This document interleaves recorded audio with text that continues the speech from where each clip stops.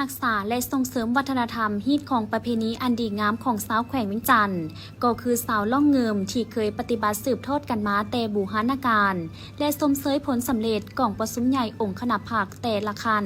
ดังนั้นเมืองทุรคมแขวงเวียงจันทน์ได้กักเกียมจัดงานบุญสวงเหือประเพณีประเภท55สีพายเพื่อสิ้นขันฐานเจ้าแขวงเวียงจันทน์ขึ้นอยู่ที่ท่าน้ำเงิมบ้านเกินกลางคุมน้ำพนายโดยมีการแต่งตั้งคณะกรรมการรับผิดชอบแต่งตั้งบรรดาอนุกรรมการเกี่ยวข้องให้แก่งานบุญที่จะจัดขึ้นซึ่งรูปการและเนื้อในแม่นค่ายคือกับงานบุญในปีผ่านมา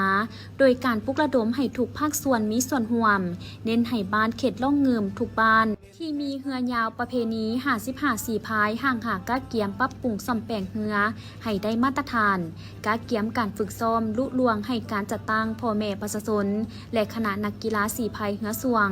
จงถือเอางานบุญสวงเรือประเพณีเป็นเอกลักษณ์วัฒนธรรมเป็นสิ่งเอกอ้างและเป็นการเต้าโฮมความสามัคคีประชาชนบรรดาเผ่า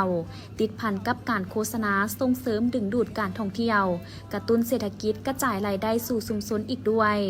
งานบุญดังกล่าวจะได้จัดขึ้นในวันที่25ตุลา2025ซึ่งกงกับระยะแห่งการขุ่นเคี่ยวเก็บกู้ผลผลิตข้าวหน้าปี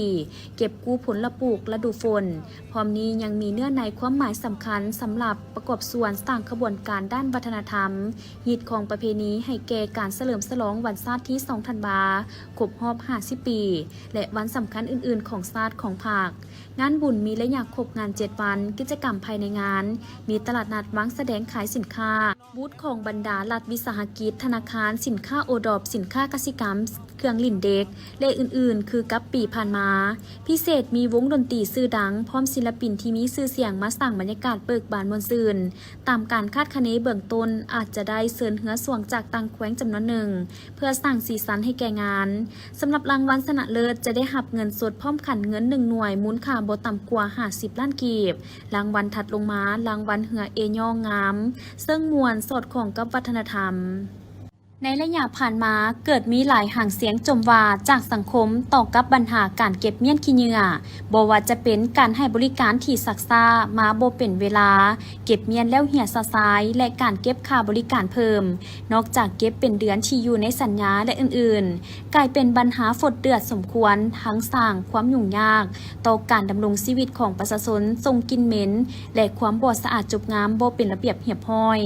ซึ่งต่อกับปัญหาดังกล่าวท่านปัญญามณีวงศ์หัวหน้าห้องการคุ้มครองและบริการตัวเมืองเวียงจันทน์ได้ให้สัมภาษณ์ต่อทีมข่าวโทรภาพนครเวียงจันทน์ว่าทางห้องการของพวกเขาได้เอาใจใส่เร่งแก้ไขปัญหาการให้บริการเก็บเมี่ยงขี้เหงื่อซึ่งนับแต่เดือนมิถุนาผ่านมาแม้นเกิดมีหลายห่างเสียงจากสังคมซึ่งทางห้องการคบต.ก็ได้มีการประสานสมทบติดตามอย่างใกล้ชิดโดยได้เชิญเอาผู้ประกอบการที่เก็บเมี่ยนขี้เหงื่อประชุมร่วมกันปรึกษาหารือเพื่อซอกหาสาเหตุและวิธีทางแก้ไขในนั้นสาเหตุหลักที่เฮ็ดให้การเก็บเมี่ยนขี้เหงื่อซักซ่าเกิดจากการขาดแรงงานพาหนะบ่เพียงพอพนักงานเก็บเมี่ยนขี้เหงื่อบางกรณีหลักเก็บเงินเพิ่มโดยที่ทั้งบริษัทบ่รับรู้ทั้งบ่เอาใจใส่ในการให้บริการในอื่นๆจึงกลายเป็นข้อยุ่งยากในขอดการให้บริการแต่มาฮอดปัจจุบันแต่ละปัญหาแม้นได้รับการแก้ไขและเฮ็ดให้การเก็บเมี่ยนขี้เหงื่อกลับสู่สภาพปกติแต่ก็ยังมีจำนวนหน่อยหนึ่งในบางขอบเขตที่ยังค้างคาโดยจะได้แก้ไขให้สำเร็จโดยไวนับแต่เดือนมิถุนาเป็นต้นมาเนาะเดือน6เดือน7 8ที่ว่ามีสภาพที่ว่าเกิดขึ้นโดยเฉพาะมีเวียกงานการเก็บเมี่ยนขี้เหงื่อมีสภาพขี้เหงื่อข้างตามจุดต่างๆในตัวเมืองของการคบต.ก็ถือว่าในที่ตามอย่างใกล้ชิดเนาะได้มีการเชิญบรรดาผู้ประกอบการมาชี้แจงโดยสภาพที่เกิดขึ้นโดยเฉพาะเป็นสภาพภายในที่เกิดขึ้นในของแต่ละบริษัท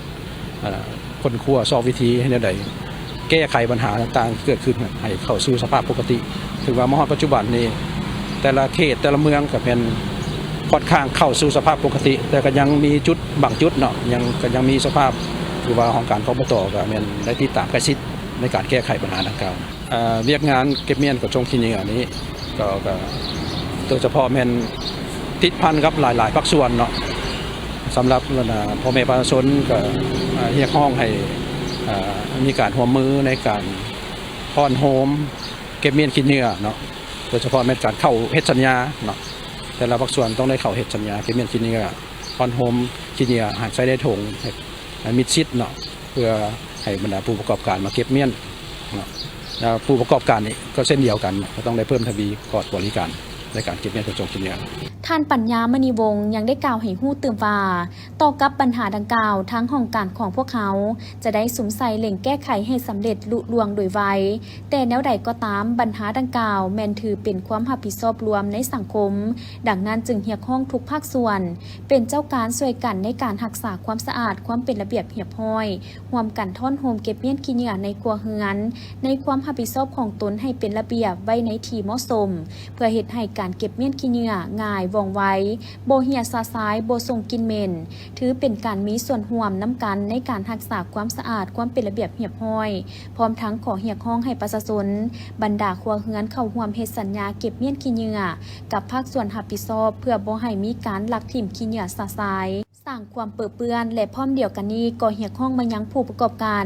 จงเพิ่มทวีความรับผิดชอบของตนเอาใจใส่ในการให้บริการหลายขึ้นกว่าเก่าแก้ไขสาเหตุที่สร้างปัญหาให้การเก็บเมียนขี้เหงื่อซักซ่าตกค้างตกเหี่ยสร้างปัญหายุ่งยากแก่สังคมให้หมดไปโดยไว Lonely Planet สำนักพิมพ์การท่องเที่ยวระดับโลกได้ประกาศรายชื่อบรรดาประเทศ Best in Travel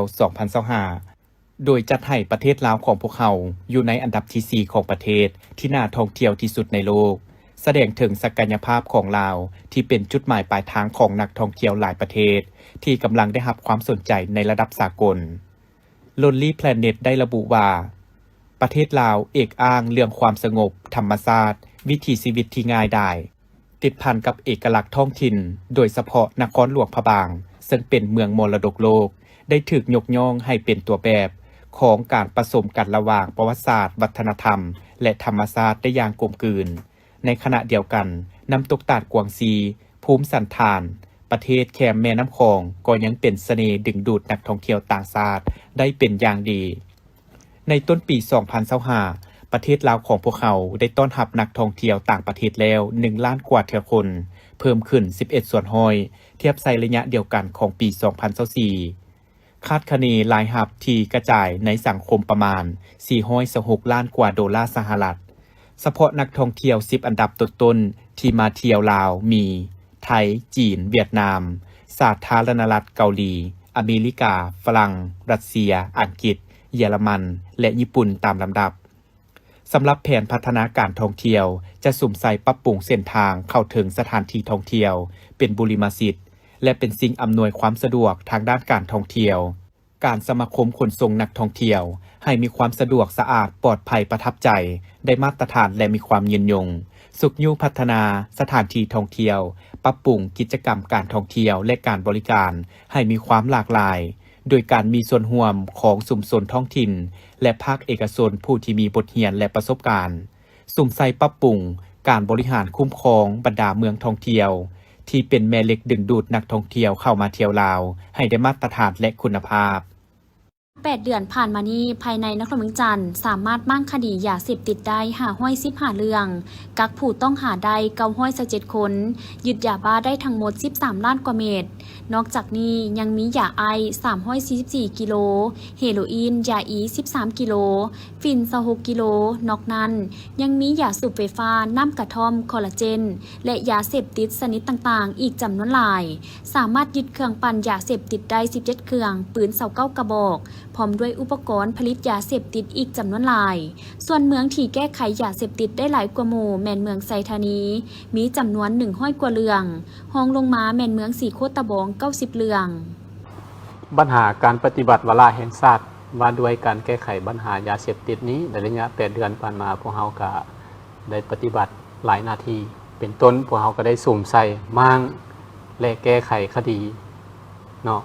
เป็นต้นในระยะ8 เดือนผ่านมานี้พวกเรามั่ง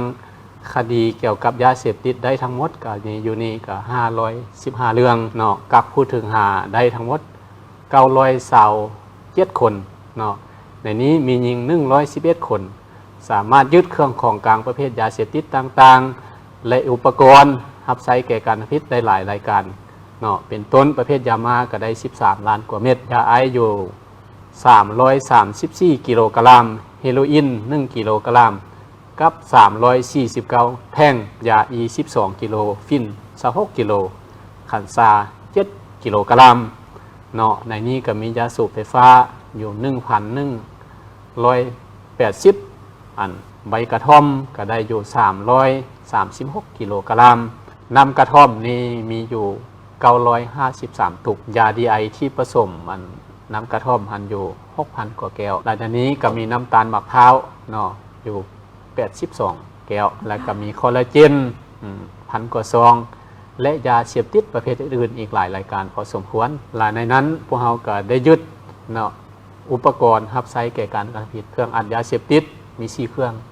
เจ้าก็เครื่องแพ็คยาเสพติดมี1เครื่องและเครื่องอบยาเสพติด2เครื่องเจ้าเนาะ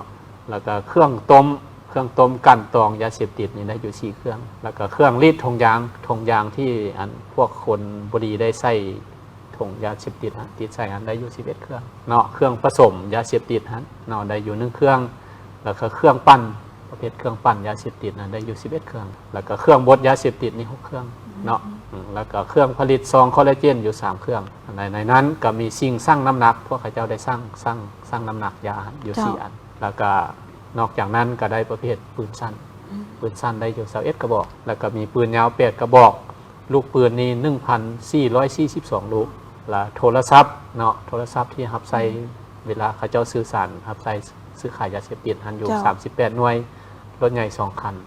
รถจักร7คันสำหรับคดีที่ใหญ่ในเดือนสิงหาผ่านมาแม่นเจ้าหน้าที่เมืองหาดไซฟงนครเมืองจันทร์สามารถยึดยาบ้าได้1ล้านกว่าเม็ดอยู่บ้านเสียงควรพร้อมกับคอลลาเจน38ซองและยาสูบไฟฟ้า365หลอดนอกจากนี้ทางเจ้าหน้าที่ยังสามารถยึดยาบ้าได้100,000 กว่าเม็ดอยู่บ้านซ้ำเกตเมืองสีโคตะบองกักผู้ถูกหาได้4คนและยังมีเฮโรอีน6แท่งคอลลาเจนผสมสารเสพติด135ซองนอกจากนี้ยังได้แก้ไขบรรดาห้านอาหารกินดื่มบันเทิงที่มั่วสุมและแอบแฝงการค้าขายยาเสพติดกวดกาการนำเข้าและการใช้สารเคมีของบรรดาบริษัทในโครงการต่างๆทั่วนครเมืองจันทร์จำนวน100 กว่าบริษัทในนั้นมีจำนวนหนึ่งเอาไปวางขายสาสายและปรุงแต่งเป็นสารเสพติดซึ่งเจ้าหน้าที่ได้แก้ไขตามระเบียบกฎหมายหนังสือพิมพ์ความสงบรายงานว่าเจ้าหน้าที่ตำรวจกองบัญชาการปกส.นครหลวงเวียงจันทร์สมทบกับภาคส่วนเกี่ยวข้องลงกวดกาห้านอาหารห้านกินดื่มที่มีการเคลื่อนไหวแอบแฝงค้าประเวณีของบุคคลอื่นและการขายประเวณีซึ่งตั้งอยู่บ้านหนองแตงเหนือบ้านเวียงคำบ้านดงนาโซกเมืองสีโคตะบองและบ้านกลางแสนบ้านอีไหลเหนือเมืองนาไซทองนครหลวงเวียงจันทร์เจ้าหน้าที่ได้นำเอาตัวหญิงสาวขายบริการประเวณีอยู่ภายในห้านจำนวน33คนและเจ้าของห้าน4คนมาสืบสวนสอบสวนตามขั้นตอนของกฎหมายซึ่งพวกเกี่ยวแมนได้ให้การรับสารภาพว่าได้เช่าสถานที่แล้วได้เปิดห้านกินดื่มขายเบียร์โดยได้รับเอาหญิงสาวบริการมาประจำอยู่ห้านเพื่อขายเบียร์และขายประเวณีให้กับแขกได้ให้เปอร์เซ็นต์ขายเบียร์ต่อหญิงสาวบริการ 5,000 กีบต่อแก้วหญิงสาวบริการแต่ละคนอยู่ห้านมีหน้าที่รับแขกเพื่อค่าประเวณีให้กับแขกทุกคนโดยค่าบริการชั่วคราว 300,000 กีบต่อคนต่อครั้งค้างคืน 800,000 กีบต่อคนต่อครั้งถ้าสาวบริการคนใดหากได้ค่าประเวณีชั่วคราวเจ้าของห้านจะหักเอาเงินนำหญิงสาวบริการจำนวน 100,000 กีบค้างคืน 200,000 กีบต่อคนต่อครั้งเพื่อเป็นเงินค่าออกห้านส่วนสถานที่นอนกับแขกชั่วคราวแม่นอยู่ห้านเลยค้างคืนแม่นจะออกไปเซานอนอยู่ตามเฮือนพักส่วนค่ากินอยู่พักเซาของหญิงสาวบริการแต่ละคนเจ้าของห้านรับผิดชอบทั้งหมดต่อกับเจ้าของห้านกินดื่มแม่นได้ศึกษาพรมและขึ้นบัญชีเป้าหมายติดตามถ้าหากมีการกระทำผิดอีกแม่นจะได้ดำเนินตามระเบียบกฎหมายอย่างเข้มงวดพร้อมให้หยุดเซากิจการดังกล่าวเพราะผิดต่อระเบียบกฎหมายส่วนสาวบริการแม่นได้ศึกษาพรมส่งกลับบ้านให้ผู้ปกครองสืบต่อศึกษาพรมต่อไปงานปฏิบัติธรรมและใต้เทียนบูชาธรรม 2,568 ดวงที่ได้จัดขึ้นจากยิ่งใหญ่และมีมวลชนชาวพุทธเดินทางเข้าร่วมเป็นจำนวนหลายจากทุกสารทิศอยู่ที่วัดป่าวังซางบ้านโพนเงินเมืองโพนหงส์แขวงเวียงจันทร์โดยจัดขึ้นในวันที่13หาวันที่14กันยายน2025ที่ผ่านมานี้อยู่ที่เดินต่อหน้าพระเจ้าใหญ่แกะสลักเก่าแก่นับพันปีโดยงานในครั้งนี้ ได้รับความเมตตาจากพระอาจารย์ใหญ่ศรีทนไสยาวงศ์ซอนหัวหน้ากรรมาธิการเผยแผ่ศีลธรรมและปฏิบัติกรรมฐานศูนย์กลางองค์การพุทธศาสนาสัมพันธ์แห่งสาธารณรัฐประชาธิปไตยประชาชนลาวมีพระเถระนุเถระประธานอบส.แขวงเวียงจันทน์ประธานอบส.เมืองโพนโฮงพร้อมด้วยพระสงฆ์สามเณรจากนครเวียงจันทน์และเขตใกล้เคียงเข้าร่วมฝ่ายฆราวาสเข้าร่วมโดยท่านวิไลวงศ์บุตรดาคำของหัวหน้าคณะจัดตั้งศูนย์กลางภาคพร้อมด้วยการนำขั้นแขวงขัดเมืองอำนาจการปกครองปานตลอดฮอดชาวพุทธศาสนิกชนเข้าร่วมจางลูกหลายโดยก่อนจะเข้าสู่พิธีปฏิบัติธรรมและใต้เทียนบูชาธรรมพระเถรานุเถระได้นำพาญาติโยมชาวพุทธตั้งแถวอย่างจงกรมเพื่อให้มีสติทุกบาทก้าวย่างและฝึกให้รู้สึกโตให้ต่อเนื่องจากการย่างตามทางขึ้นหาพระลานหินเนินสูงถึงวัดแล้วย่างกลับมาสู่ต่อหน้าพระเจ้าพันปีก่อนเข้าสู่พิธีสูตรปริตะมงคลไหว้พระใต้เทียนบูชาธรรมและฟังธรรมเทศนาสำหรับวัดป่าวังซางธรรมารามแห่งนี้ทำการบอกเล่าของศรัทธาญาติโยมสาวปานที่ผูกพันและเคยมาหดน้ำส่งพระอยู่สถานที่แห่งนี้ได้เล่าว่าหลังจากที่พ่อแม่ครูบาอาจารย์ได้มาอยู่แล้วเนาะก็ประชาชนชาวบ้านพลเงินลืมเล่าให้ฟังเมื่อกี้นี่ว่าเป็นอย่างจังว่าบ้านพลเงินเนาะเพราะว่าในสมัยปลดปล่อยมาแล้วมีทหารเนาะทหารเพิ่นอพยพลงมาแล้วบ่มีบ่อนอยู่แล้วเพิ่นก็แบ่งให้เป็นบ้านพลเงินเนาะแล้วเป็นบ้านพลเงินที่ว่ามาขึ้นกับวังสร้างก็ขึ้นกับบ้านพลเงินเนาะก็เลยกลายเป็นว่า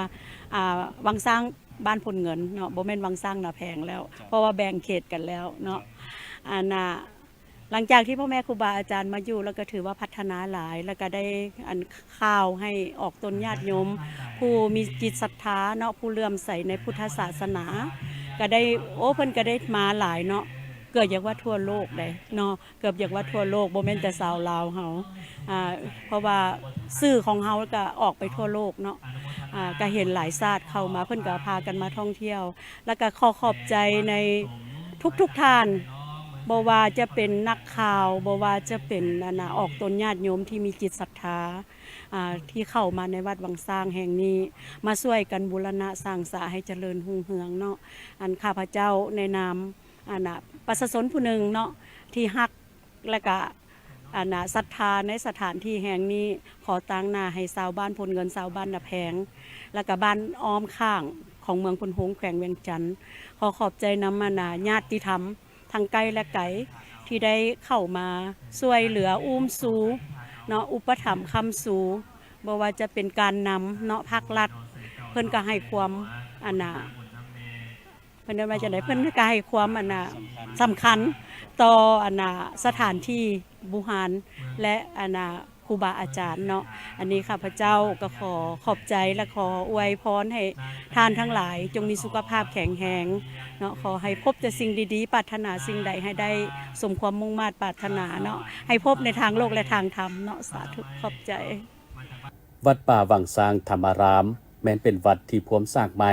โดยมีพระอาจารย์สมบูรณ์วีระวงศ์เป็นเจ้าในการวัดนำพาสร้างศาได้เพียง1 พรรษาและยังต้องสร้างศาพัฒนาหลายจางเพื่ออำนวยความสะดวกแก่พระสงฆ์สามเณรและญาติโยมที่มาทำบุญปฏิบัติธรรมปัจจุบันพระสงฆ์สามเณรจำนวนหลายองค์ที่ประจำอยู่วัดแห่งนี้แม้นยังดำรงชีพแบบธรรมชาติปราศจากไฟฟ้าและน้ำประปาเนื่องจากว่าเป็นวัดป่าที่ตั้งอยู่ห่างจากหมู่บ้านท่ามกลางภูผาป่าไม้ที่อุดมสมบูรณ์ในขณะนี้นอกจากการปฏิบัติธรรมแล้วคือความตั้งใจของพระอาจารย์ร่วมกับการจัดตั้งบ้านเนาะสำคัญกับบ้านพลเงินเมืองพลโฮงเท่าแก่แนวโฮมลิงเห็นทั้งความสำคัญและก็จำเป็นเพื่อการอนุรักษ์รักษาฮีตของประเพณีวัฒนธรรมอันเก่าแก่เนาะจึงได้ตั้งกองบุญเพื่ออุทิศหาบรรพบุรุษเนาะอุทิศหาบรรพบุรุษผู้ที่ได้เสียสละผู้ที่ได้เสียสละสติปัญญาเนาะเสียสละเหงื่อแหงโอกาสต่างๆแกะสลักพระพุทธรูปอันศักดิ์สิทธิ์อยู่ในนี้ก็ดีหรือว่าได้มีบุญสัมพันธ์กับสถานที่นี้ก็ดีเนาะพร้อมทั้งกับสรรพสัตว์ทั้งหลายจึงได้ตั้งใจเจตนาตั้งกองบุญเพื่อเป็นการอุทิศถึงคุณของผู้มีพระคุณนอกจากตั้ง กองบุญอุทิศหาบรรพบุรุษแล้วคือความตั้งใจของพระอาจารย์ก็คือได้ใต้เทียนเนาะใต้เทียนบูชาธรรมเนาะเป็นการบูชาคุณพระพุทธคุณพระธรรมคุณพระสงฆ์เนาะณสถานที่เนื่องจากว่าสถานที่วัดป่าวังซางเฮานี้ยังบ่ทันมีไฟฟ้าเนาะยังเป็นสถานที่ปราศจากเครื่องทันสมัยเนาะ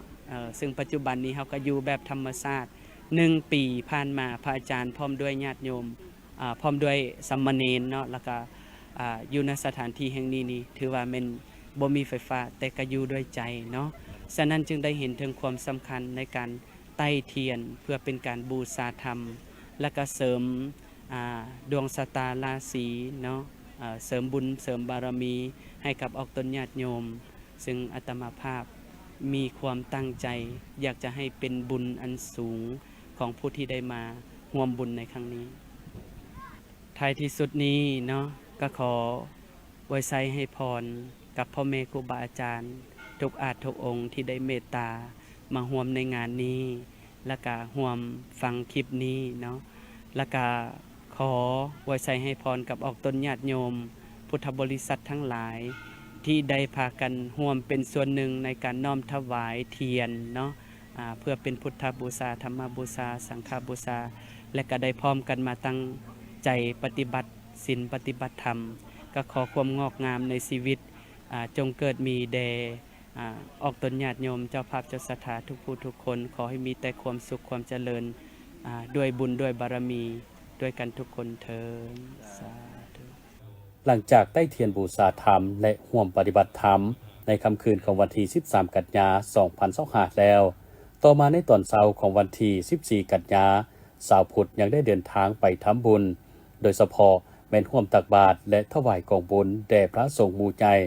รวม89 องค์เพื่อนำวัตถุปัจจัยไปสร้างสร้างพัฒนาวัดให้กลายเป็นจุดรวมทางจิตใจของชาวพุทธและกลายเป็นจุดหมายปลายทางอีกจุดหนึ่งของนักท่องเที่ยวที่ติดพันกับการท่องเที่ยวทางด้านวัฒนธรรมในอนาคต หัวหน้าห้องการคุ้มครองและบริการตัวเมืองเวียงจันทน์ได้ให้สัมภาษณ์เกี่ยวกับการสร้างขบวนการเพื่อต้อนรับกองประชุมใหญ่ผู้แทนองค์คณะภาคนครเวียงจันทน์ครั้งที่ 8 ที่จะจัดขึ้นในท้ายเดือนกันยายนนี้ว่าห้องการเฮาแบ่นนอนในอนุกรรมการขบวนการโฆษณาสถานที่ประดับประดาพิธีการสุขภาพและย่องยอขันนครเวียงจันทน์โดยมีพระบทบาทหน้าที่ความรับผิดชอบโดยกงต่อเวียกงานพัฒนาคุ้มครองตัวเมืองก็คือนครเวียงจันทน์ดังนั้นจึงได้เป็นเจ้าการจัดตั้งปฏิบัติดำเนินการประดับประดาซึ่งมาฮอดปัจจุบันสำเร็จแล้วห้อยสันห้อยในนั้นได้ติดตั้งทุงซุ้มตามจุดสำคัญต่างๆในตัวเมือง7 จุดคือสวนเจ้าฟ้างมสวนประตูไซหอคำหอประชุมแห่งชาติไฟแดงดงโดกสวนดอนนูนและวงเวียน450 ปีประดับถุงซาดถุงผักใส่เสาไฟแคมทางใน2เส้นทางคือเส้นทาง23 สิงหาและเส้นทางไก่สอนพรหมวิหารติดตั้งป้ายค้ำขวัญกล่องประชุมใส่เสาไฟแคมถนนลานสร้างขึ้นป้ายค้ำขวัญกล่องประชุมใส่จอ LED จำนวน8 จุดในตัวเมืองเพื่อเป็นการสร้างกระบวนการต้อนรับกองประชุมใหญ่องค์คณะภาคนครหลวงเวียงจันทน์ครั้งที่ 8 ที่จะมาถึงในไทยจะไขขึ้นในไทยเดือนกันยายน 2025 นี้ห้องการคุ้มครองและบริการตัวเมืองเวียงจันทน์โดยอิงตามพระราชบทบาทรับผิดชอบโดยกงต่อเวียกงานพัฒนาคุ้มครองและบริการตัวเมืองเวียงจันทน์เพราะแม่นเวียกงานที่สำคัญในตัวเมืองเช่นว่าเวียกงาน อนามัยเส้นทางใส่สำคัญในตัวเมืองเรียกงานเก็บเมียนขนส่งขี้เหงื่อในตัวเมืองเรียกงานปกปักรักษาบรมราชาส่วนสาธารณะในตัวเมืองรวมทั้งเรียกงานอื่นๆในตัวเมืองคือว่าห้องการคุ้มครองบริการตัวเมืองเวียงจันทน์นี้หรือว่าจะนอนในอนุกรรมการขบวนการประดับประดาเพื่อต้อนรับกองประชุมในองค์คณะภาคนครหลวงเวียงจันทน์ห้องการคปต.ก็ได้จัดตั้งปฏิบัติในการประดับประดาตัวเมืองโดยเฉพาะเป็นการประดับทุ่งชาติทุ่งผักจับใส่เสาไฟโดยเฉพาะตามเส้นทางสายลักโดยเส้นทางประกอบมีเส้นทางไก่สอนพรหมวิหารเส้นทาง23 สิงหาการประดับคำขวัญกองประชุมตามเส้นทางลานสร้าง การประดับธงชาติธงพรรคธงซุ้มตามจุดสำคัญต่างๆในตัวเมืองโดยเฉพาะในส่วนประตูไซบ่อส่วนเจ้าฟังงมและจุดสำคัญต่างๆในตัวเมืองนอกจากนั้นก็ได้ระดมบรรดาบริษัทผู้ประกอบการได้ขึ้นคำขวัญถึงจอ LED เนาะถึงว่ามีทั้งหมด10 กว่าจุดในตัวเมืองเนาะเพื่อเป็นให้ขึ้นคำขวัญตอนรับกองประชุมองค์คณะพรรคนครหลวงกันจะมาถึงนอกจากนั้นห้องการคบต.ก็ได้ขึ้นแผนแล้วก็ประสานสมทบกับหน้ากับปกครองเมืองเพื่อสร้างขบวนการออกให้งานอนามัยตามเส้นทางที่นอนในแต่ละเมืองเนาะโดยเฉพาะในระยะผ่านมาก็ได้มีการสร้างขบวนการออกให้งานที่เมืองไซยถาเมืองหาดไตฟองและเมืองอื่นๆยังจะได้สืบต่อสร้างขบวนการออกให้งานเพื่อต้อนรับกองประชุมใหญ่ดังกล่าวเนาะนอกจากนั้นองค์การคบต.ในนามอนุกรรมการขบวนการประดับประดาเพื่อต้อนรับกองประชุมใหญ่ก็ได้กำหนดรูปแบบการประดับประดาการติดธงชาติธงพรรคตามอาคารบ้านเรือนสำนักงานองค์การเนาะกำหนดขนาดของธงเพื่อความเป็นเอกภาพนอกจากนั้นก็ได้กำหนดบรรดาเส้นทางในแต่ละเมืองในการประดับประดาเพื่อความเป็นเอกภาพในแต่ละเมืองเพื่อสร้างกระบวนการฟดฟื้นตอนหับกองประชุมองค์คณะพรรคนครหลวงจันทร์ครั้งที่ 8ที่จะไขขึ้นในมม.นี้ท่านปัญญามณีวงศ์ยังได้กล่าวให้ฮู้ตื่มว่านอกจากเวียกงานที่กล่าวมานั้นแล้วห้องการพวกเขายังได้สมทบกับองค์การปกครองเมืองไซธานีเมืองสีโคตะบองสร้างขบวนการออกแห่งงานตามเส้นทางสายต่างๆและได้กำหนดรูปแบบการประดับประดาทุงตามเสาไฟเข็มทางกลางทางและกำหนดจุดรูปแบบขนาดทุงซาดทุงผักติดตามสำนักงานองค์การห่างหานบ้านเฮือนของประชาชนรวมทั้งได้จัดสรรเส้นทางให้บรรดาเมืองเพื่อประดับประดากันอย่างเป็นเอกภาพพร้อมทั้งเพิ่มทวีเวียกงานอนามัยตามเส้นทางสายหลักให้มีความสะอาดความเป็นระเบียบเรียบร้อยติดตามใกล้ชิดเวียกงานเก็บเมียนขนส่งขี้เหงื่อให้เป็นระเบียบและทันตามกำหนดเวลา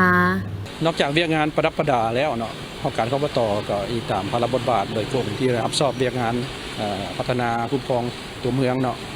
แม่นโดยเฉพาะเป็นเวียกงานอนามัยเส้นทางแม่นได้เพิ่มทวีเวียกงานอนามัยบรรดาเส้นทางสายหลักโดยเฉพาะแม่นเพิ่มหอบเวียนในการอนามัยเส้นทางให้มีความสะอาดแล้วก็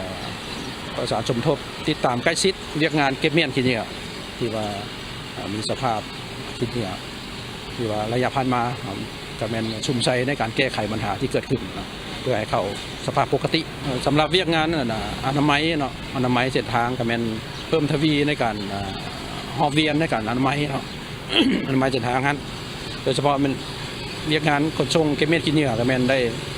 มีการประสานสมทบอย่างใกล้ชิดกับบรรดาผู้ประกอบการที่ตามอย่างใกล้ชิดการพัฒนาปรับปรุงคอร์ดบริการของบรรดาผู้บริษัทประกอบการเนาะการยกระดับพาหนะการขนส่งของบรรดาบริษัทผู้ประกอบการเพื่อให้รับผิดชอบรับมือกับจำนวนปริมาณขี้เหงื่อที่เกิดขึ้นรับผิดชอบในขอบเขตของแต่ละภาคส่วนให้สำเร็จท่านหัวหน้าห้องการคุ้มครองและบริการตัวเมืองเวียงจันทน์อย่างใดถือโอกาสนี้อยากห้องมายังพ่อแม่ประชาชนก็คือชาวนครเวียงจันทน์จงพร้อมกันรักษาความสะอาดความเป็นระเบียบเรียบร้อยและเป็นเจ้าการร่วมแรงร่วมใจกันประดับถุงผักถุงซาดอนามัยเฮือนซานในคงเขตที่ตนอาศัยอยู่ให้สะอาดจบงามเพื่อต้อนรับกองประชุมใหญ่ผู้แทนองค์คณะพรรคนครเวียงจันทน์ครั้งที่ 8ที่จะจัดขึ้นในอีกบ่ดนนี้อีกบ่พอเท่าใดวันกองประชุมใหญ่ครั้งที่ 8ขององค์คณะพรรคนครหลวงจันทน์ก็จะไขขึ้นอย่างเป็นทางการดังนั้นเพื่อให้กองประชุมดำเนินไปด้วยผลสำเร็จตามระดับคาดหมายที่วางไว้สหายแสงสาธิตพิมพ์เมืองรองเลขาคณะพรรคเมืองทั้งเป็นประธานคณะกรรมการปกครองเมืองจันทบุรีได้ให้สัมภาษณ์ว่าเมืองของพวกเขาได้สุ่มใส่เวียกงานหลายด้านเพื่อสร้างขบวนการคำนับหับต้นกองประชุมให้มีความฟดฟื้นโดยได้ปลุกระดมเต้าโฮมความสามัคคีในทั่วเมือง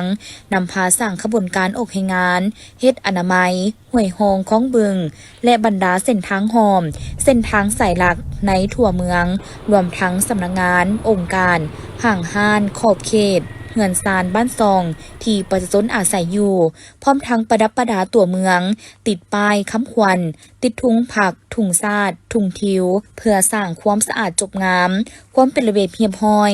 นอกนี้ยังได้ร่วมกับนครหลวงจันทร์สร้างขบวนการแข่งขันกีฬามิตรภาพอย่างเป็นขบวนการฟุดฟื้นพร้อมเดียวกันยังได้เอาใจใส่เป็นพิเศษต่อเวียงงานป้องกันชาติป้องกันความสงบโดยมีการจัดสรรความเป็นระเบียบเรียบร้อยและแต่งตั้งกำลังเจ้าหน้าที่ปกส.เวรยามอย่างเข้มงวดทั้งระดมประชาชนมีส่วนร่วมช่วยเป็นหูเป็นตาติดตามสอดส่องกลุ่มคนที่บ่ดีหวังสร้างปรากฏการณ์ย่อท่อต่างๆและถ้าพบปรากฏการณ์ที่บ่แท้เหมาะให้รายงานต่อปกส.บ้านปกส.กลุ่มเพื่อแก้ไขให้ทันการรับประกันบ่ให้เกิดปรากฏการณ์ย่อท่อขึ้นในระยะกองประชุมใหญ่ผู้แทนองค์คณะพรรคนครหลวงจันทร์ครั้งที่ 8โดยเฉพาะเมืองจันทบุรีของเฮาได้กระเตรียมพร้อมในการสร้างขบวนการออกแห่งงานและเฮ็ดอนามัยอยู่ตามขอบเขตความรับผิดชอบของตนตามเส้นทางต่างๆโดยเฉพาะถนนบนทางสำคัญเช่นถนนเศรษฐาธิราช3เส้นไทยกับถนนเป้3พร้อมนั้นก็ยังได้เฮ็ดเวียงงานอนามัยร่วมกับเมืองไซเศรษฐาอยู่ขอบเขตประตูไซนอกจากการสร้างขบวนการด้านการออกแห่งงานอนามัยแล้วของเฮายังได้สร้างขบวนการกีฬาร่วมกับนครหลวงจันทร์ย่างเป็นกระบวนการฟื้นฟูนอกจากนั้นทางองค์การปกครองเมืองของเฮายังได้นำผ้าสีน้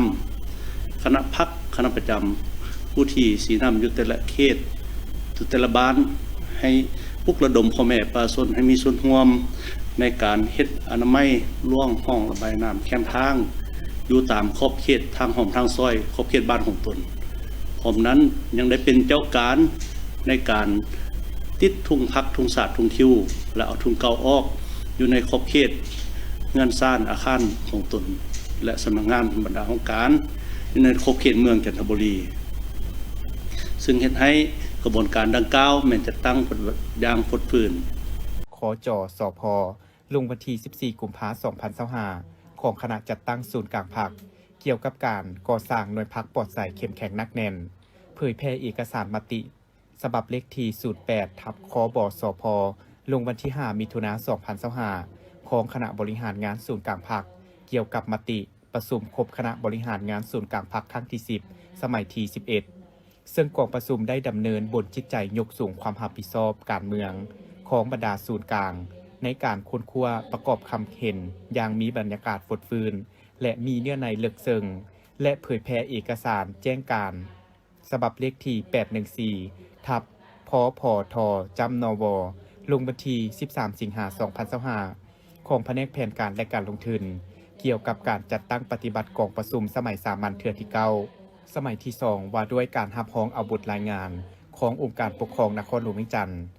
การเผยแพร่ในครั้งนี้ก็เพื่อเฮ็ดให้หน่วยพรรคปลอดภัยเข้มแข็งนักแน่นได้ดำเนินไปอย่างถูกต้องเป็นเอกภาพในทั่วพรรครับประกันให้มีการนำพาสีนำอย่างใกล้ชิดจากคณะพรรคแต่ละคันมีคณะรับผิดชอบมีกลไกประสานงานละเอียดระหว่างคณะพรรคคันถึงคณะรับผิดชอบและบรรดาการจัดตั้งรากฐานพรรคกำหนดบรรดาเนื้อในขั้นตอนการก่อสร้างหน่วยพรรคปลอดภัยเข้มแข็งนักแน่นเพื่อเฮ็ดให้บรรดาหน่วยพรรคกำแน่นผู้นำพาสร้างแผนการจัดตั้งปฏิบัติแผนการสรุปตีราคาและรับประกันในการตีราคาแบ่งประเภทของสมาชิกพรรคหน่วยพรรคถูกต้องกับความเป็นจริงพร้อมเดียวกันทานนางมาลัยคำสุนาพันธ์ยังเรียกร้องมายังคณะพรรคทุกขั้นสมาชิกพรรคทุกสหายในทั่วสารประชาชนนครหลวงเวียงจันทร์จงเชิดชูความเป็นแบบอย่างทุกด้านนำพามหาชนปฏิบัติตามให้ปรากฏผลเป็นจริงเชิดชูน้ำใจรักชาติเป็นเจ้าของตนเองเพิ่งตนเองและสร้างความเข้มแข็งสหายแสงสาธิตพิมพ์เมืองยังได้กล่าวตื่นว่าผ่านการนำพาสีน้ำขององค์การปกครองนครหลวงจันทร์ก็คือองค์คณะพรรคนครหลวงตลอดระยะ5 ปีผ่านมาเมืองจันทบุรีได้นำพาพันธุ์ขยายสามารถญาติได้ผลสำเร็จหลายด้านเฮ็ดให้โครงประกอบเศรษฐกิจมีการหันเปลี่ยนสามารถเก็บรายรับเข้างบประมาณได้3 ปีซ้อนการค้าการบริการเพิ่มขึ้นเฉลี่ย 14.19 ส่วนห้อยกว่าเอา 76.38 ส่วนห้อยของ GDP การลงทุนของภาครัฐและเอกชนทั้งภายในและต่างประเทศมีท่าเอียงเพิ่มขึ้นเรื่อยๆ พร้อมดึงดูดนักท่องเที่ยวได้1,300,000 กว่าเถื่อคน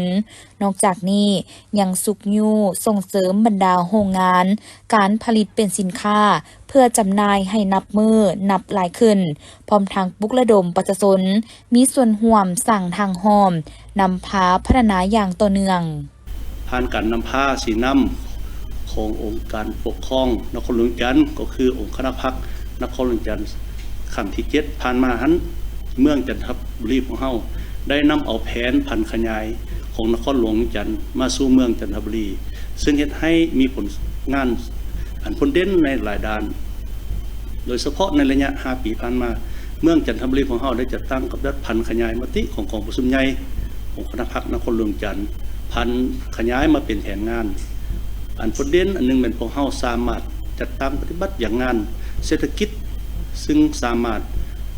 มีงบประมาณเกินแผนตามการตัวเลขหมายของคันเทิงวางออกหันใน3 ปีซ้อนพร้อมนั้นยังได้ระดมพ่อแม่ประชาชนเฮ็ดทางหอมทางซอยในขอบเขตบ้านของตนด้วยทุนของพ่อแม่ประชาชนได้42 เส้นทางรวมมูลค่าเป็นเงินก็25 ตื้อกว่ากีบอันนอกนั้นก็ยังมีหลายด้านที่พวกเราได้จัดตั้งปฏิบัติโดยเฉพาะได้ทำลายกลุ่มแก๊งค้าขายยาเสพติดในหลายจุดมางคดีต่างๆถือว่าสำเร็จในหลายด้านอันนั้นเป็นการผ่านขยายมติของกองประชุมใหญ่ของพรรคนครหลวงจันทร์มาสู่คณะฐานคือเมืองจันทบุรีของพวกข้าพเจ้าซึ่งมีผลสำเร็จในหลายด้าน